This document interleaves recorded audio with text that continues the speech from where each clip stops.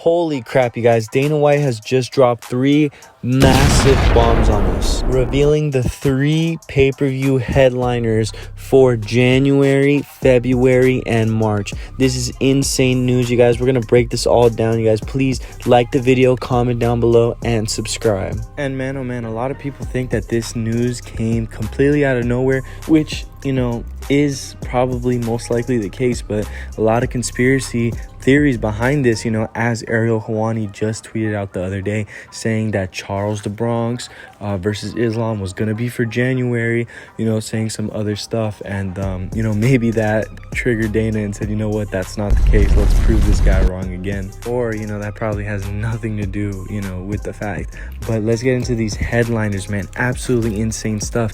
We go into January in Canada, UFC 297. We're getting Sean Strickland in his first title defense against none other than Dricus du Plessis. And man, I am so happy that this fight is happening. You know, if you guys saw my video the other day, I was talking about how I, out of all the middleweight contenders, you know, wanted to see Dricus get the next title shot, because he obviously, you know, he's the most deserving, and I feel like for the most part the whole MMA community feels the same way, that, you know, we need to see Dricus get his title shot. So definitely good on the UFC, and you know, sticking in on Canada makes sense. I mean, it looks like Sean Strickland's gonna do like a whole worldwide tour. I mean, he did it in Australia, now in Canada. I mean, he's starting to become like a global superstar. But you know, for an early prediction, I might have to lean towards Sean Strickland. I mean, we've seen before that even in like a 3-rounder, you know, 5-rounder, he has such a methodical pace that he puts on guys. You know, he really takes his time in these fights, you know, against some of the best strikers in the world, such as, you know,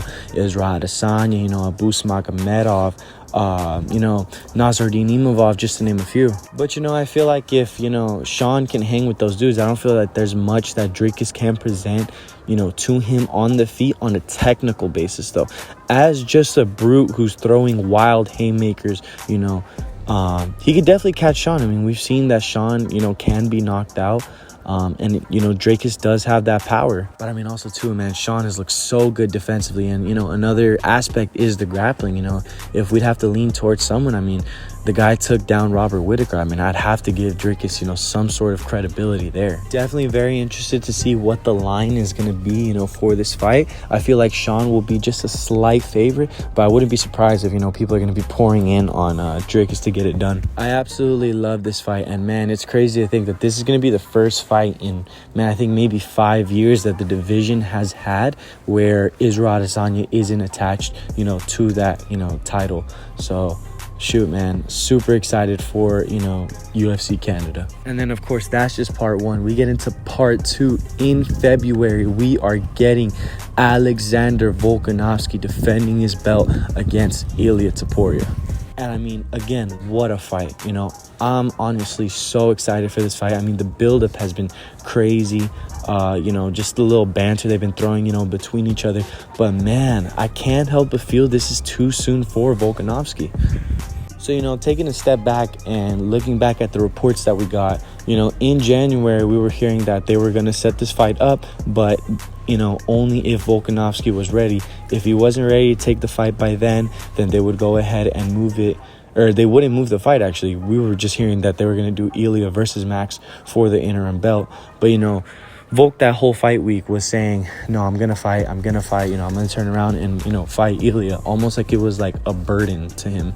Like, I mean, the guy keeps showing, like, if I would have won, you know, champ status, you know, I'd be able to keep both divisions busy. Then just a day ago, you know, Ariel reported that they were in fact targeting, you know, this fight for February, which actually I'm gonna just, you know, go ahead and cover that real quick. It's crazy to see that, you know, Charles and Islam was, you know, apparently rumored for January, and then now the UFC just went ahead and announced a whole different main event. What do you guys think? Do you guys think that was on purpose? Like, do you think Dana just completely scrapped the main event? I honestly don't think so. I think there might be waiting for that fight to happen, like, you know, maybe in May or like summertime. But that's just crazy to think, man, if that is true. But, obviously now we know that Ariel's reports were, in fact, right in terms of the February main event. We are getting Topuria and Volkanovski. And according to Topuria, via his Instagram, he dropped, a hard edit, announcing the fight. Apparently, this pay-per-view, UFC 298 will actually be taking place in Los Angeles, California. And that's crazy, man. When's the last time we had a pay-per-view event in California? Especially LA. I feel like they would go there a lot more often. LA, Hollywood, all the stars live there. I feel like it would just be, ideal for the UFC to go. But I could definitely see this happening, personally, if you ask me, I feel like we're going to see, that January, obviously in Canada, that's confirmed. February up in the air. March, you could almost bet, guarantee that it's going to be taking place in Las Vegas, especially with, how the UFC operate. Pretty much every March they go to Las Vegas. Then, we get to April and, that's the big monster UFC 300. I feel like that's going to take place in New York. Could be anywhere though. I feel like it's probably going to be in a big city like that. So in terms of February, it's really like, there's no wrong guesses. And I feel like LA is definitely the spot, especially with Topuria confirming it. And man, oh man, that fight week is going to be insane, bro. I have personally said in the past, like, I'm not the biggest fan of giving Ilya that title shot just because I want to see him get a little bit more experience within the top 5. You're asking him to fight, the greatest featherweight of all time, a pound for pound king in Alexander Volkanovski, which is a huge ask, for a young contender like him. But if there's no one else at featherweight, I would like to see him, put over in that spot, over, Max Holloway, just because we've seen Max in that position before. Give it to a guy that's, young, hungry, the guy has everything on his side. He has the youth on his side, 25 years old. This is a very dangerous fight for Volkanovski. He's showing that he has the confidence, dangerous. He has the boxing. He has the kicking ability. He has the takedown ability, the wrestling, the jiu-jitsu credentials behind him to be able to submit, Bryce Mitchell. Man. And another aspect I feel that people don't really talk about is momentum. Momentum is such an important thing in fighting. The way that it looks right now, Ilya has been building up and up and up ever since he got to the UFC, undefeated. And, with most of those being finishes. And then also having the country of Spain behind him. This guy has almost everything it takes to dethrone a great champion like Alexander Volkanovski. And another factor that even adds to that is the fact that Volk just got knocked out a couple months ago. He got knocked out in October. If you put this fight in February, that's around 4 months to, heal from a definite concussion. He didn't take that to the chin. He took that straight to the dome.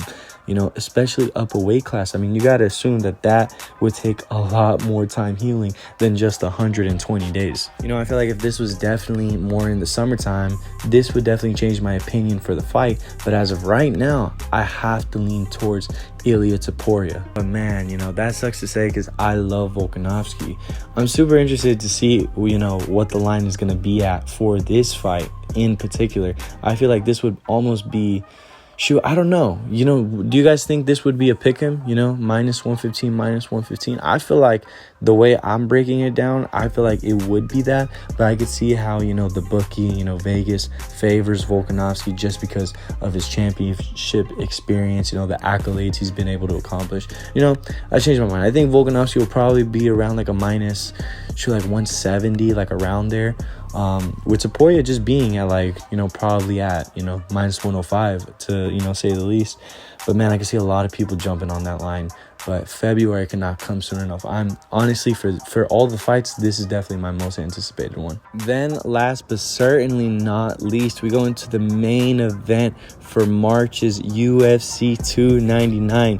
Most likely, like I said, taking place in Las Vegas. And the main event will be Sugar Sean O'Malley versus Chito Vera, the rematch. And man, I don't know how to feel about this one. I like it when I think about it, but also I kind of don't as well. I have mixed emotions towards this fight. And one of the reasons being is I feel like there were more deserving contenders in that title shot picture than Chito Vera. And, you know, two of those being, you know, Merab and Corey Sandhagen. Corey actually having a win over Cheeto.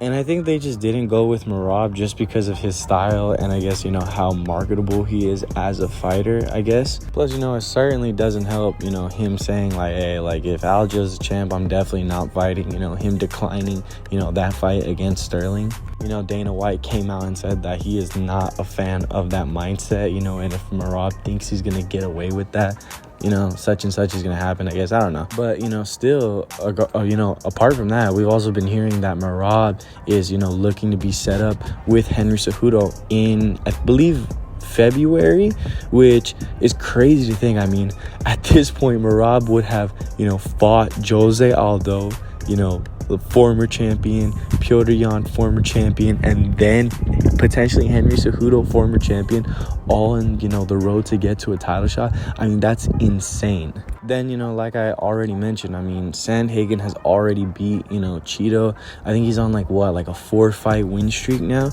Then, you know, there was Song Yadong, there was Cheeto, then Rob Font. Actually, that puts him at a 3-fight win streak. You know, and if he's not getting the fight, you know, for the title, I mean, what do you think? He's gonna sit out for a title shot, maybe fight someone else? I don't know. That at that point, that put him at like a 4-fight winning streak, which is crazy, you know. Then, you know, someone else I also want to mention is none other than the former champion, you know, Aljamain Sterling. I feel like they should have done the rematch, to be honest, you know, do the rematch, you know.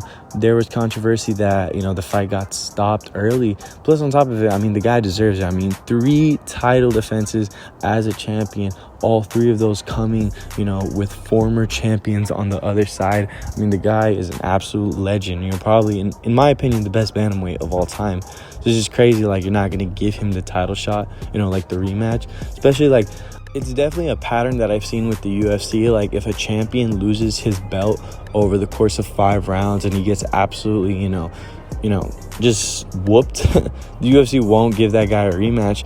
But, you know, if the fight, you know, got stopped, you know, within the first round, I mean, who knows? They might give that guy a rematch again. So I guess it was just really up in the air, but it wasn't looking that, you know, very much likely, because I don't think the UFC was going to risk it with Aljo and, you know, Sean. Like it or not, Sean is an absolute star. And now that he has the belt attached to his name, I mean, that just adds, you know, way more to it. So really, I could definitely see, you know, him calling his shots as a champion, and we're getting that sign right now. I mean, right after his fight with Aljo, he said, you know, I want Cheeto, you know, in Vegas. You know, he said December. That obviously didn't happen, but, you know, now fast forward, we're gonna be in March, you know, watching this rematch happen. You know, I'll definitely say, like, I'm not a huge fan when fighters are like, oh, you gotta thank me, like, I gave you this fight, you know, I'm giving you the money fight. But if we're being honest, I mean, does Cheeto deserve it? I think Sean really just laid this up for him. I mean, obviously we had the fight before in the past, you know, Cheeto finished him, but like I said, I don't really think he's the most deserving of this fight right as of this second. If it made sense to make the fight happen right now or whenever, I'll say it, like, it makes sense. But right now, I don't feel that it does. You know, I think Sandhagen and, you know, Sean is an excellent fight to happen. But, you know, I'm not going to hate on it. You know, like, I'm still very excited to see this fight happen. You know, don't get me wrong. And, you know, Cheeto's coming off his win over, you know, Pedro Munoz, and Sean's coming off his spectacular finish, you know, over Aljamain Sterling. So for an early prediction, as it stands right now, I actually am going to lean just slightly towards Cheeto. It's very, very close. You know, just because I feel like Sean is such a good striker where he completely understands, you know, the range that he wants to be in. I mean, the guy's a master at his work. But when it comes to Cheeto, I mean, defensively, I mean, this guy does not get hit at all. And, you know, when he does such a good job of defending the punches, the kicks, that he doesn't take any damage. I mean, the guy's never been knocked down, never knocked out, never finished.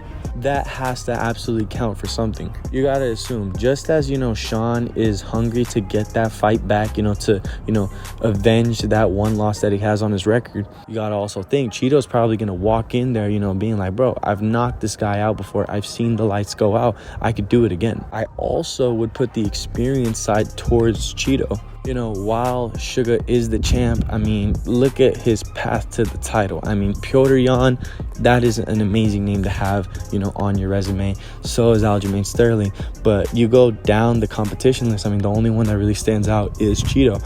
With Cheeto, he's been there, bro.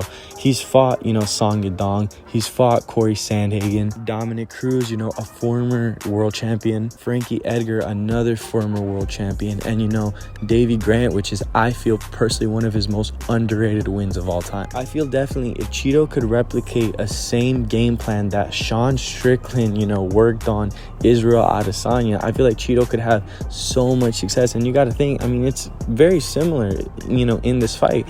You know, Cheeto and Sean have amazing defense, while Sugar and Izzy, you know, are the kickboxers. You know, if you could pressure the kickboxer, you know, make him go backward over the course of 5 rounds, you know, defend, you know, parry, use all, you know, the basics, and, you know, potentially mix in, you know, it wouldn't hurt to mix in, you know, the threat of a takedown. I mean, you could have amazing success against that guy, and Sean showed the blueprint to beat these type of guys. Then again, too, if he's caught up, you know, in the bright lights, and, you know, we have seen before that Cheeto is a very, you know, notorious slow starter.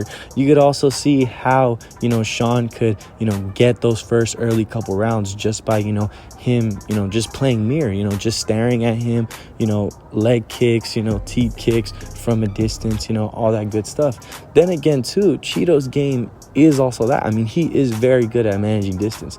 So this fight is going to be very close, you know, in my eyes, and I feel like in many people's eyes.